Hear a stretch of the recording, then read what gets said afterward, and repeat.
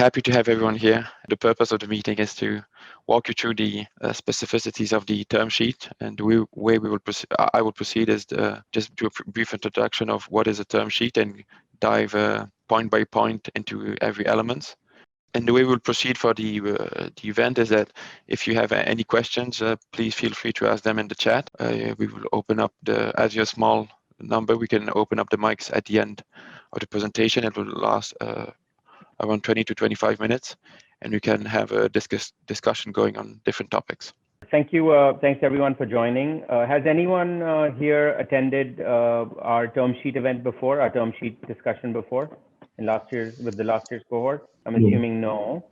Okay, and everyone here, and I would request everyone to keep if you're not speaking, just keep your mic on mute so that we don't have background noise. Also, does anyone here who here has received a term sheet, is in the process of receiving one, or has had a term sheet in the past that they've negotiated and closed? If anyone can just mention. Let me ask this: is anyone currently negotiating a term sheet? Okay. Nope. No one. Has anyone received a term sheet in the past? Yes, I've received, but I walked away from it. Okay, so you basically know what a term sheet is, though, Vishwanath. You've actually, and this was from a venture capital fund, a private equity fund, a family office. What sort of an investor was it? A family office. Okay. Are there any specific reasons that you walked away from the term sheet other than valuation? No, valuation, everything was right, but the way they wanted to sort of control the company, I walked away from it. Okay, so this brings up a very good point. A term sheet addresses three main areas of an investment. Commercial, which is typically the valuation. There are more elements to it, but generally the valuation. Second is informational. So the information rights that you get in the company and the access you get to the company with the investment. And the last one is governance. So governance is in terms of board rights, or not even board rights. It might be in terms of control that you have over the company, in terms of decision making, and different sorts of inputs that you can have in the company, and decision making ability you have on the company. So again, commercial, there is governance and information rights. Typically, most founders tend to focus on commercial at the detriment of their other rights, which is what they realize later on. Because commercials might be fantastic, but if you don't have the ability to move and the ability to make decisions, that would harm you. Now, it's not necessary that the investor has a malicious intent. In fact, most of the time, the investors who are coming in want to help the company. The question is just that, are you aligned on the two things? So what is a term sheet? Does anyone want to take a shot at it, or should I go into it? Okay, so basically a term sheet is typically a non-binding document. It is a piece of paper that after your initial few conversations with the investors, but the term sheet comes in effectively after the deal. There has been a validation of the investment. There has been basic evaluation of the investment, saying that this looks interesting for us. This looks like something we'd like to do. Here are some terms that we are considering. So it's like an LOI. In the acquisition world, we would call it an LOI. So this is a letter of intent that's given to you. It's non-binding. Typically, it's exclusive because the investor is going to be spending money and time, and you'll be spending time and money, and you don't want to waste that. You want to have the right interaction with them so that the information is shared to make a proper decision. But this is not a legally binding document. So this does not mean, once you have a term sheet, it does not mean that you have the investment or it's secure by any means. And one thing to remember is that different VCs and different investors think differently. So with August 1, if you have a term sheet, typically there is a very low probability that the deal will not go through, because after we do a lot of our work before the term sheet. So once the term sheet is in place, that's why it takes us a long time to get a term sheet out. Also, our term sheets are more detailed. But once the term sheet is with you, then we're just testing for red flags. So is anything that was in our assumptions incorrect?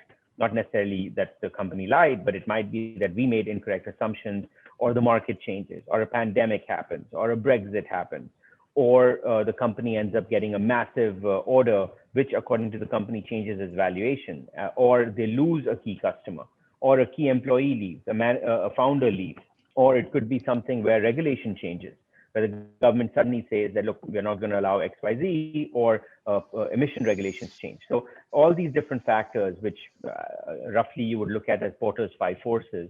Does everyone here generally know what Porter's 5 forces are? That's substitute products, competition, suppliers, standard old school business school stuff. So we can do a session on it if you like, but I don't think anyone needs it. There's tons of material out there on that. So basically, we look at all the different aspects, and after the term sheet, the final decision is made by the investment committee. So please note that the term sheet is non-binding typically. It is exclusive to protect both parties for a certain period of time, but at the same time, it does not mean that the decision is made. So in our case, we just validate after the term sheet that all our assumptions were right and everything else is in place. In other investors, they will give you a term sheet and they will then do the due diligence. So in that case, the probability of the deal happening might be lower because they haven't done all the work upfront, which also means that if you got a term sheet faster. So you might feel that, oh, this is a term sheet that has come, the other one hasn't come yet, so I should take this one over the other. And the investor might be slow, the other investor might be slow, but that's not necessarily the case. You have to ask them, what is your process? What happens after the term sheet? What is the probability? How many term sheets have you issued that have not gone on to becoming a final deal?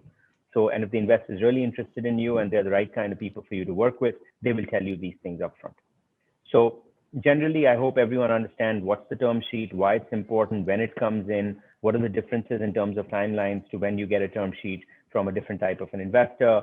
And based on that, you have to make a decision when you have a term sheet as to whether it fits your criteria from a commercial perspective, information perspective, and from a governance perspective. Next page. So this is just a summary of all that. So the first few terms are very simple. What's the name of the company? Who are the founders and directors?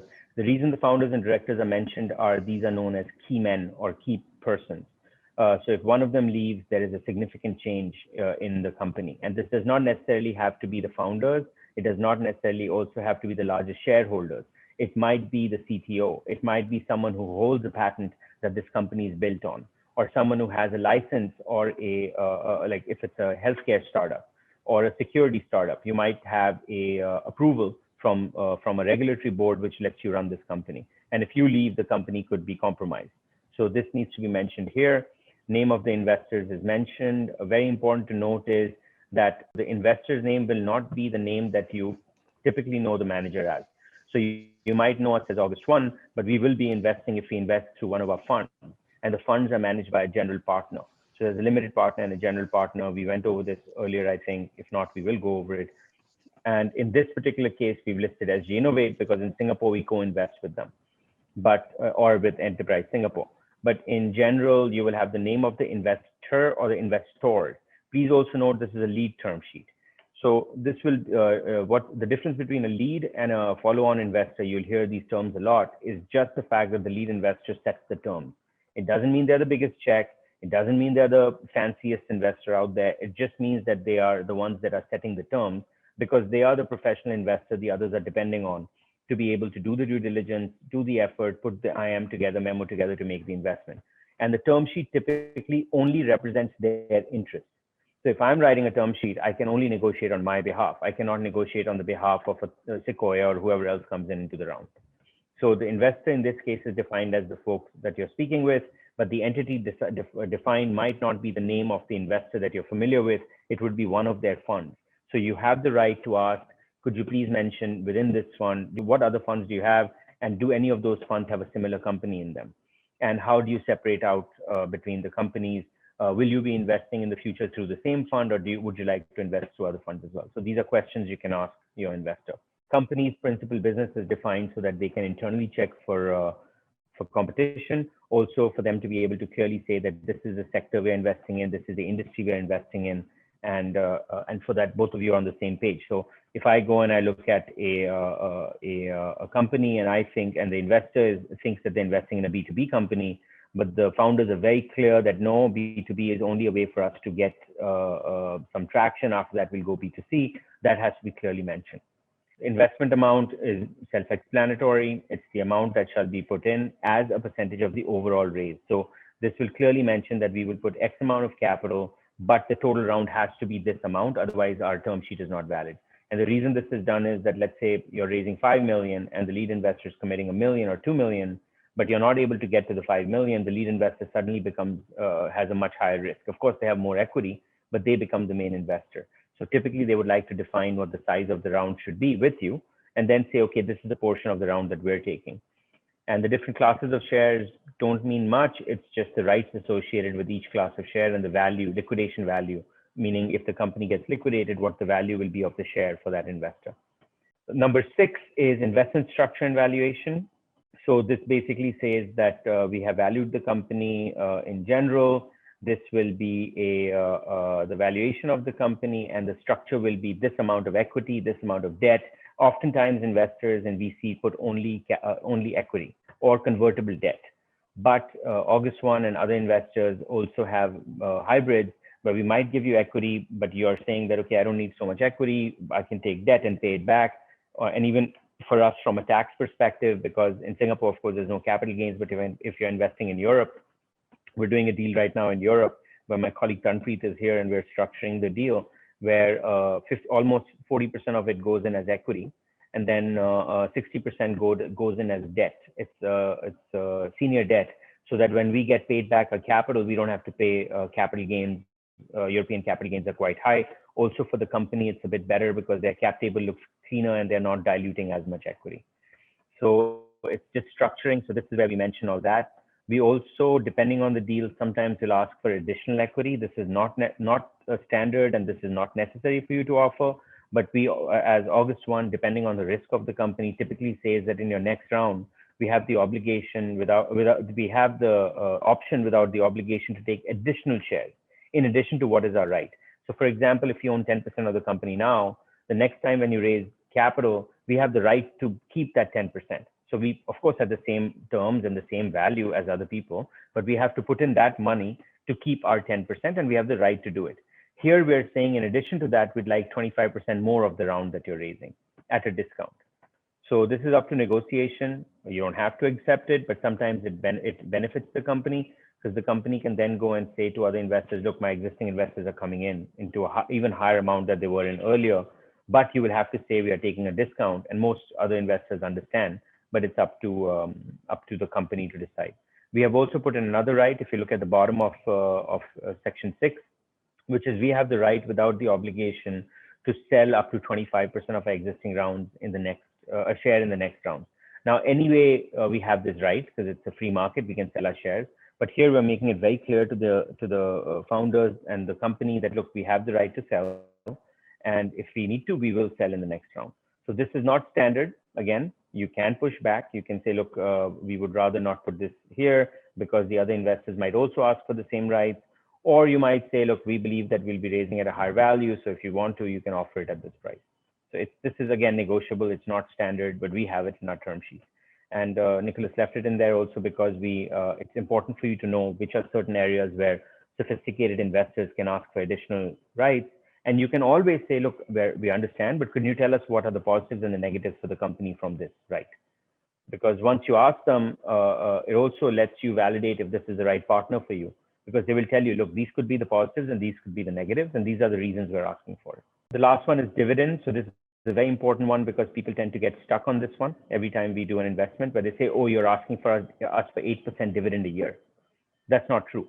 So what this says is that if the company issues dividends before the founders give themselves a dividend or common shares are given dividend, the investors will first get an 8% dividend per year. And the reason that's done is we don't want the company to give dividends. We want the company to reinvest the money. But if you think about it, the founders have come in, let's say at the beginning of the company, and they raised $10 million. Suddenly the company decides to give dividends. A majority of that will go to the founders. The preferred shares are still a small percentage of the overall company. So what we say is that as a preferred shareholder, any payment that comes out of the company has to come to us first, and then it can go to the common shareholders. So this is standard. And it's in most term sheets in the West, also in Europe and in India and China, all the big VC ecosystems. In Singapore, for some reason, companies tend to confuse this to think that they will definitely get the dividend, the investors will get the dividend. Although it clearly says if declared by the board of directors of the company, and in this case, the board of directors is controlled by the founders in the beginning. So this is a very important one. And then it will be pari passu with the ordinary shareholder. So I'll pause at this point. And I'll ask if there are any questions, any thoughts, any reflections. If not, I will continue. I have a question on point 6. So when you're saying the third paragraph, You're saying these shares will be offered to the investors at a price not to exceed 90% of the lowest price offered to other investors in the round. So this means that if the next round is valued at, let's assume $100, then you will get it not exceeding 90%. So minimum price that you will pay is 90, but you cannot even go lower. Is that understanding correct? So let me make it simple. Not exceeding 90% means that you will give us a minimum 10% discount. Sorry, it's a minimum discount. Yeah, minimum 10%. If the company decides to give you more, fine, but mostly the company will not. But at least we'll get a 10% discount. Any other questions, anyone? Okay, so closing. Closing just means the date of investment, so the day the money comes in, that will be the date of closing. And everyone, so this is put in because there are different currencies at play. There's also time value of money. So if you get $100 today versus getting $100 a month from now, there is a difference in value because the company has changed, the value of the capital has changed. So one date is decided and all investors have to put in their money on the same date. It might be staggered, it might be rolling, but typically you don't keep it open for too long because what happens is whoever comes in first will say, look, I could have made money on my investment sitting in a bond, because mostly investors will not just sit on cash and transfer it. They have other investments that they sit on. You might have interest yielding bonds, you might have different types of instruments, and they will liquidate that to put the money in your company. So everyone wants the same valuation. So they want to be able to come in at the same time. So that's the date of closing. Use of proceeds has to be defined. It's kept general here, but in your detailed negotiations, the investors will always ask you, how much do you need and what do you need it for? When do you need it and where will it get you? It's a very standard question. And of course, you will expect it, saying, how much do you need? Most people will come to you and say, I need 2 million, 3 million, 5 million, which is kind of strange because you have to then justify saying, why do I need such a round number? But typically people keep it as a round number. Because if someone comes to you and says, I need $4,300,243.34, it's going to be a bit tough to kind of understand. So people keep a round number, but you should be able to say, look, this portion will go into marketing, into sales. I want to hire more people. I want to invest in my tech. I want to start 2-3 new offices, whatever that is. Board of directors, it's actually quite standard because typically the lead investor will take one board seat. In our case, because we invest with the government, we also ask them to take they ask for an observer seat. In this case, we have a fee for the board member. It might be a third-party board member that we bring on board. Most larger investments, the investor fees tend to be much higher. In larger companies, they could be $100,000, $200,000 as well. We keep it as a token amount because it's not the most important thing. In our case, it's more for compliance and reporting and the administration work that happens. So basically, the investor will take one board seat, and then the founders typically, or the directors, existing directors, will have 2 seats. So the control technically on the board is of the founders, even at this level. Now, this is at level at the first 2 or 3 investments. After that, of course, the board expands. Typically, the board should be an odd number to keep the voting straight. And we don't really have a chairman of the board. We keep it standard, but some companies might have a chairman of the board who gets an additional vote. But typically a board, you would have a 3-member board or a 5-member board. Larger than that becomes overkill. And in small companies, your board ends up being larger than your company, so there's no point. So, and the board meetings are typically held once a quarter. There are some companies, early stages, you would say, let's hold at least 1 board meeting a month. But that's, I think it's not needed with established founders. You typically do once a quarter. That's where we say board meeting frequency. Optional conversion. Basically, because pref shares are not voting shares technically. So when whenever there is a situation where the pref shareholder wants to convert, or there is an exit that happens, or there is a IPO that happens, the pref shares will convert to ordinary shares. So that's the only way you can actually then get an exit from it. Mandatory conversion, as mentioned, is during a qualified public offering or a sale of the company. So if 60% of the preferred shareholders vote together and say, fine, you can sell the company or you can do an IPO, then the company can actually go IPO or be sold. And the idea here is that the company should not be sold at a lower price than it's worth. And it should not be sold for, even if you're raising money, you should be raising at least a certain amount of money so that the investors don't get diluted below their initial investment. And we typically set the price. So we say, if you're coming in the first round, you want at least a 5x return or a 10x return. So we say, okay, at least there should be a 5 times the original price Otherwise, you need special approval to go do an IPO or to sell the company. Any questions till now, till section 13? If not, then liquidation preference. So there are liquidation preference effectively means if a company is liquidated, goes under, or people decide for whatever reason to shut it down, the pref shareholders will first get their money back. They'll get the original share amount back. Then any dividends that had been issued, but had been declared but not issued, those will be paid. And then any common shareholder will be paid. Now you will see different things here. This is an important term. Sometimes investors will say we want a fully participating liquidation. What that means is after I've been paid for my pref shares, I want to be paid again when the ordinary shares are paid.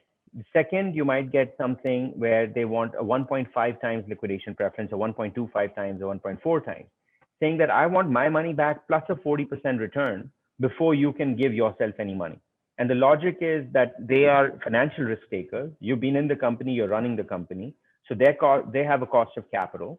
So they should be paid before you get paid from in a liquidation event. And you're the managers, because typically the founders wear three hats in an early stage company. They're the founders, which is purely emotional. They are the largest shareholders typically, which is commercial. And they are also employees of the company. We have to realize all three are different hats. As a largest shareholder, if you're not the best employee, you should ask yourself to leave. And you should bring in the person who's the best employee to run that company. But as the founder, you have an emotional connection to the business. So it's not necessarily just commercial. You want the business to keep going. As an investor, we are only commercial investors in the business. Yes, we have an emotional connection that it should do well and all that, but we also represent money of folks like you who have made exits, given us the money to manage it for you. So I cannot come to you and justify that, oh, I like the guy and he ran the company into the ground, but it's okay. At least we feel better about it. No, it's your money. You've given it. You've earned it in a hard way. We need to make sure we're fiduciaries to you and we defend your rights on the board. So as a shareholder, you should be thinking the same way. If you're one of the founders, you're one of the largest shareholders, and you feel that you're not the right person to take the company forward, you should have the wherewithal and basically it's your fiduciary responsibility as well to bring in the right person to run it and take a back seat. You still have your shares. So in the liquidation preference, this is the mindset behind it, saying that, look, we gave the money, we have the right to take it back first. And we also, in some cases, have the right to take a higher amount than we had put in so that it compensates for our risk we took. But we typically only take one time, so we don't typically add a higher premium to it. And we do something called a weighted average. So it's not that we will take, we will double dip, which means we take our money out first and we take another proportion of the money from the next round. We take a weighted average of. This is a longer discussion on liquidation preference. So what I recommended is read up on it. And if you have any other questions, this is a general introduction, of course.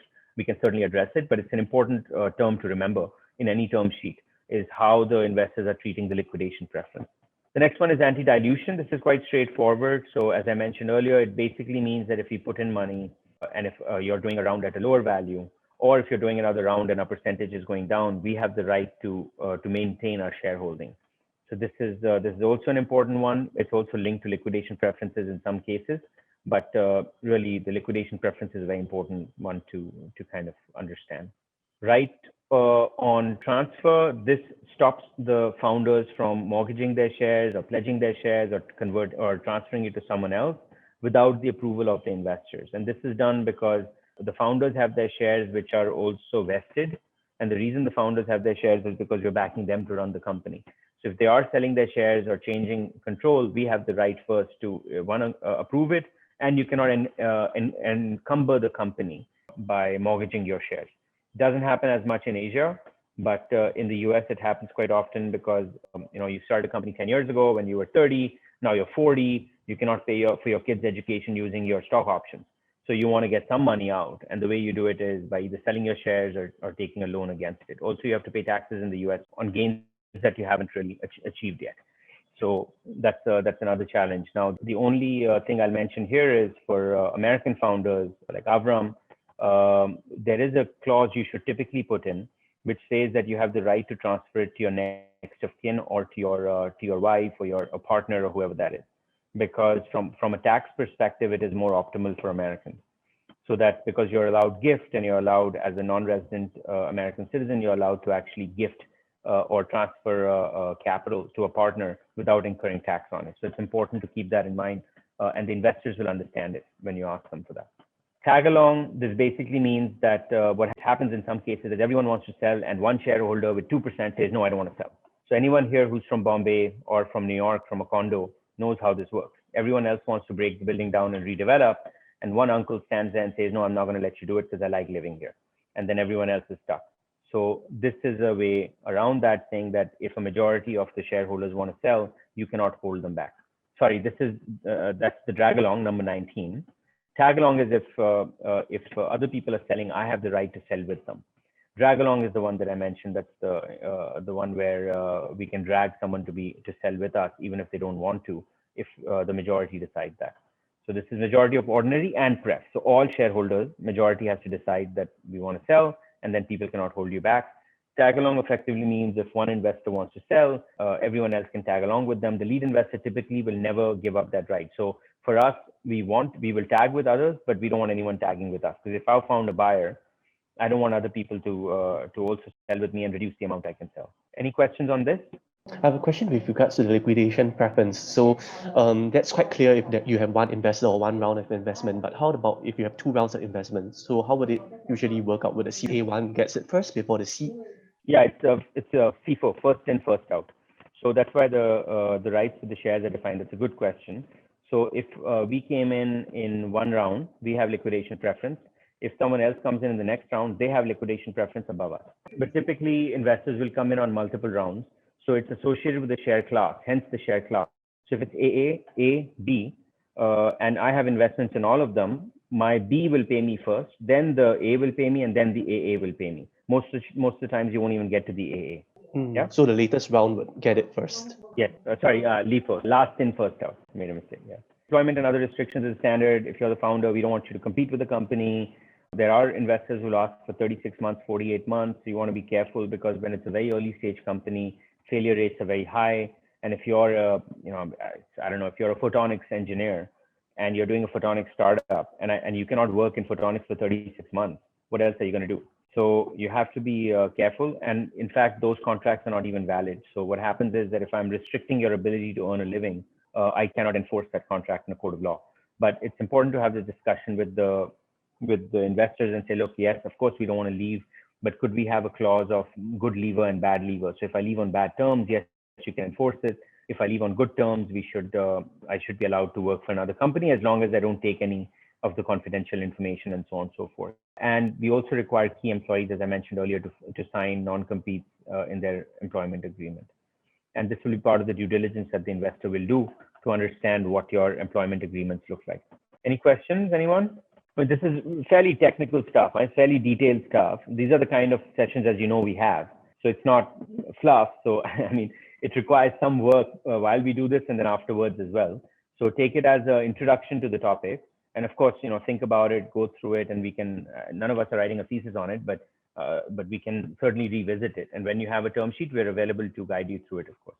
But this just helps you when you speak with your investors to know which areas to focus on and what everything means. Because a lot of times you'll get a term sheet and you'll feel sort of cautious of even asking the investor, saying, I don't want to piss them off. They might say no. But these are all fairly important things, and one should ask everything they need to ask. Going back to your restriction of leaving the company, employment. Supposing there's a founder who's, like you said, a techie and has a special expertise. You can't prevent him from getting another job. But if I get another job, but I've struck a backdoor deal with the person by saying I'll get stake in the company because that's the expertise I bring, etc. How do you save yourself from something like that happening? So that's a very exotic situation, but it is, of course, a violation of the contract and it's a legal violation. So when you find out, you sue them and you sue the company that hired them. I mean, there's legal recourse, right? And they'll probably never get funded again because investors talk to each other. So it's a very small ecosystem. And if someone does that, they know and especially a tech person, will find it very difficult to get funded again, and which also means they will not get a job again. Because if you're in a company that's looking for funding and you're a person who's done this before, no one's going to fund you. Okay, corporate governance. This is basically the reserve matters. We haven't listed them here, but these are matters like change of control. These are matters like shutting down the business, relocating the business, changing the name of the business. Any of these matters require specific approval of the investor directors and of the board. So these are terms that go into something called a shareholders agreement. I forgot to mention that. So there's a term sheet, and there's a shareholders agreement and a share sale purchase agreement. Typically, we ask for the share sale purchase agreement and shareholders agreement to be the same. The term sheet is a precursor, or it's a summary of what the shareholders agreement will become. Shareholders agreement goes into each one of these in different scenarios and outlines those out. You can always also say, hey, could we look at a shareholders agreement you've done with another company in the past, or a template that you might have? Most investors won't have it because they're specific to the company. But to be honest with you, 90% of them or 95% of them are the same. So it's important for you to ask your lawyers and tell them to share a standard share purchase agreement. They won't do it either because they're obviously trying to make money out of you. But it's good to ask for that and read through it once, because then the term sheet makes more sense. Conditions precedent just means that the investors will say these things have to happen before we can invest in the company. These could be saying that you don't have any liabilities, you don't have any debt, you're not being sued. If you are, that's fine. You just have to disclose them. The other things could be that you will meet certain criteria before we invest, like you'll reincorporate the company or whatever that is. So those are called conditions precedent. Right to conduct business means that you actually have the right to do what you're saying you will do. So if you say you're going to start a shipping company, you have a license, you own a ship. So those are things that are part of the right to conduct business. Standard reporting provisions are basically that every quarter and every year you will report to the board and to the investors. This is typically what we ask for. There are some cases in which they have specific reports you have to provide, especially if there's a legal liability or there's an environmental liability. Now, environmental liability is also a very big thing. So you have to be able to provide, let's say, even diversity. So there could be a diversity report. Obviously, Singapore doesn't care, but other countries, you have to provide a diversity report. You have to provide a report in terms of environment and different types of reports that we need to provide. So these are reporting provisions that are put in place in the SHA. MFI, or most favored investor, means that you will not give shares to anyone else at better rights than me in this round. It's very important to know, in this round. So it doesn't mean that in the next round you have to give me the best terms, but this round I'm your lead investor. That's why I'm your lead investor. I should get the best terms. No one else will get better terms than me. Preemptive rights is we can participate pro rata on any issue of, these are also called right of first refusal. So anytime you issue new shares, we have the right to buy into it at on the terms that you are offering those shares at. That's the standard. Put option is not standard, but is often there because the fund has a certain shelf life. Typically, funds are 4 or 5 years of holding period. So there might be a 10-year fund, but there are 4 years of investment period and 4 or 5 years of investment period and 4 or 5 years of divestment period. So we always take the right to put the shares to the company. Now, it's important to note, we're putting the shares to the company, not to the founders. And it's important to know what the positives and negatives here are. The negative is that I put the shares to the company is obliged to buy it, but the company doesn't have the money to buy it. What happens then? Technically, you get put into a liquidation scenario. But no investor, if the company has value, will want to put a company in a liquidation scenario because they lose their money as well. But remember, there are times when the company has assets that are valued more than the company itself. So as Mr. Buffett typically invests, right, or used to, there is a book value which is greater than the market value. In this case, as an investor, there are times when you will be tempted to liquidate the company because you get more money out than you would otherwise, for whatever reason. So the parts are greater than the sum of the parts. Does that make sense? Does everyone understand? Now, this is not usually the case in a venture company, obviously, because I mean, all you have are laptops and software and a few, I guess, whatever, t-shirts with your logo on it. But typically, there are companies in which you might have more assets that are valuable. And investors with a put option have the ability to liquidate the company. It doesn't happen. That's not the intention. The intention is really that I should be able to get out of the company when I need to because I have to return capital. Also, it puts some pressure on the founders to say, look, we need to grow the company in a way where the investors don't really execute this option. And if they do, we have someone who can buy these shares and give them an exit. So it's really created to get an exit. Any questions on that? Thoughts?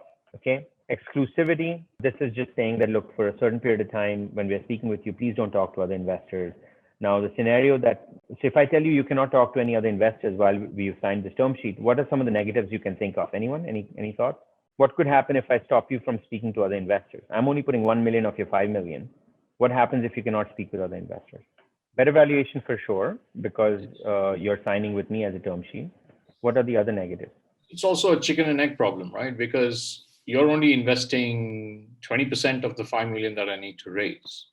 And your 1 million you can exit if I don't raise the balance 4 million, but that leaves me nowhere, right? So I can't talk to somebody else till I finalize with you. And therefore, so if you look at the last line in that clause, it says, unless otherwise disclosed to the investor. The reason this is done is that you tell the investor that, look, I'm speaking with this fund, because I need the follow-on investors. So that's why this is put in there, but that they want to know who else you're speaking with. And they want to make sure, Keith, what you said, that you're not shopping my term sheet around. So you're not doing this where I'm taking your term sheet and showing it to 5 other people. And that's why we will get to the clause where a timeline or a clock is put on the term sheet, saying that I don't want you to just take this and show it around until you get a better deal. That's not how we want to work. So this clause is put there. They don't speak with anyone else unless you first talk to us and let us know. But after this date, if the agreement is not reached by this date, then you're untethered. You can go ahead and talk to whoever. Documentation is standard. Conditions of closing are due diligence and qualification. Termination. So this is why that exploding clock is put there, saying that usually we put 1 week or 5 days, saying that if you don't sign the term sheet in 5 days, it expires, so that you don't go out and shop the term sheet around. But typically, by the time you get a term sheet from August 1, you'll have seen it 10 times. We'll have discussed it with you, sat down with you, gone over everything with you, like we're doing right now. We'll go over a model with you, every single thing. So typically, when you get the term sheet, it's not a surprise for you. But still, we put a clock because term sheets for us are a very important thing that we do. For us, when we are giving you a term sheet, it means we are really, really, really committed to investing unless something else happens. So we put a clear timeline on it. Indemnification is that if there's something incorrect that happens from this transaction because of negligence or willful misconduct, we will not be liable for it. And then reasonable fees and damages will be paid by the company and we're indemnified. Confidentiality is what it is. Investment expenses. So we typically put a cap so that the company knows not to spend crazy amounts of money, because this typically comes from the investment. So you don't end up hiring a lawyer that charges $200,000 and company secretaries, accountants, all the rest of it. But typically, in our case, we have never seen our investment due diligence and all get to, because we typically what investors will do is they'll pay for it and they will bill the company for it. We don't do that. We ask the company to pay directly. We typically don't ask for 2 lawyers. We ask for 1 lawyer that is neutral between the 2. But there are cases in which we'll take our own lawyer, because technically the lawyer is fiduciary to the company. So we want someone who represents us as well. And all expenses related to the transaction are supposed to go to the transaction. So we put a cap on it and we say that, look, this is how much we expect it will cost, unless otherwise approved by the investors and the company. So we say, look, if there's something that comes up where a technical due diligence has to be done and a third party needs to be hired, we will agree together and we will then put that person in place to do the due diligence. But really it's to set an expectation for the company that this is how much things should cost. Press rights, these are a standard term that we use. It's very common in the US and in Europe, where the company will mention in their press releases that that the lead investor in this round was August 1. The next one, dispute resolution. In Singapore, we use SIAC. One thing to remember here is try not to have more than 1 arbitrator. People forget that each arbitrator is ridiculously expensive. They also charge a lot of money for coming and attending. And if you choose the tribunal to be in a country where you're not present, you have cost of travel, many other things that happen. So it sounds fun to say, let's have 3 arbitrators, 5, why not? But it's not a party. It's quite an expensive thing. So it's better to have 1 arbitrator, keep the language a language that you both understand. And also Singapore is a very good jurisdiction for arbitration. So is London. But we always recommend Singapore because there is a tighter control and people don't waste as much money here as in other countries. So that's on arbitration, and governing law in this case is Singapore. So that's really the term sheet. This is not obviously a comprehensive legal document, but this will get you started on your conversations with your investors. And you should certainly look at how the shareholders agreements are structured and share purchase agreements are structured. So I will pause there, and any questions, thoughts, feedback, happy to address. Quite self-explanatory, the term sheet. Obviously, every investor has a different term sheet, but they will generally have the same clauses. Just to sort of, depending on where the investor is coming, does it change whether it's an American investor versus a Singapore investor? How much of a difference does the term sheet sort of carry? I mean, your governing law will change and your arbitration will change. Other than that, I would say it should be, this is a similar term sheet that Bain Ventures uses and TPG uses. So a lot of our work, a lot of our documentation is basically was created originally with Bain Ventures and Bain Capital and with the IMF. So typically anything you see with us, these are documents that are quite standard. There will be ESG. So when you get to later stages, there will be environmental and social criteria and things like that. But I would say, I can't give an exact number, but 95, 96% will be the same. The put option seems to be, what should one watch out for in the put option in terms of phrasing that can, seem innocuous but can be quite dangerous for the founders in that sense? Yeah, so I mean, it's not so much to the founders, the put is to the company, right? The question would be, I mean, it's you have to look at the intention, which I mentioned. So what is the intention of having a put option? One is to be able to get an exit. Two is to be able to get them to actually have a clock on them saying that, look, you got to grow the company. You can't just have it sitting there and doing nothing. Because once you're invested, you're invested. You don't have a lot of push when it comes to these things. And your lawyers will be able to tell you the only negative is you might not have the money and they get into a situation where they can liquidate the company for whatever reason. So in that case, and from a market economics perspective, if the company has potential and the investors are saying, look, I need to get out, you should be able to find someone else to buy the shares. So that's really it. In terms of terms, it'll be in your SHA. So you can go over it in detail with your lawyers and with the lawyers of the investors and say, look, can we put out some situations where, let's say the put option is active, but we feel that there is a customer on the horizon, or it'll take me 6 months to get to a sale. Could we put in a potential extension of 6 months so that we're not straitjacketed? Or is there an ability for us to say that, look, on best case efforts, we'll give you a out? Investors won't agree to that because best case effort is not defined. So it might, or you might be able to say that, look, instead of a put option, if you're not able to give you the put, can we make you whole with additional shares or convert it to debt or something? So those are negotiations that will happen. What happens, does anything about IP get discussed here, about intellectual property? I mean, it's that intellectual property is part of your asset. So that will happen in your due diligence. And they would have, I mean, the valuation should be for tangible and intangible assets, because your IP is intangible assets. So when they're giving you a valuation and putting money in, they're assuming that all those have been evaluated. Yeah, I was meaning in terms of liquidation, what happens to IP? It's treated like any other asset. Tanpreet can maybe answer from an accounting perspective, but I believe IP is like any other asset. Yeah. The other thing is on that point, actually, Vishwanath, one thing that could happen is that, especially if you have a government investor, like the government of Singapore or the US SBIC or the European Investment Fund, they might say that IP, as per this term sheet, all IP, if it's not registered in Singapore, has to be registered in Singapore, or it has to be held by the Singapore company. Great, good question. Any other questions, anyone? Everyone's ready to sign term sheets? Hope you enjoyed this time, and we will meet next week for another event. Yeah, sounds good. Thanks a Sounds lot. good. Have a good Thanks, afternoon. Bye.